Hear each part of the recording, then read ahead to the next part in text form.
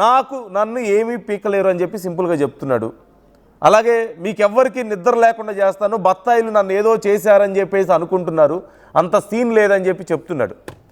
So ఒక చెయ్యి పోయింది, ఇంకో చెయ్యి కాళ్ళు ఉన్నాయి, బాడీ ఉంది, బ్రెయిన్ ఉంది. రెండో చెయ్యి కూడా పోతుందా?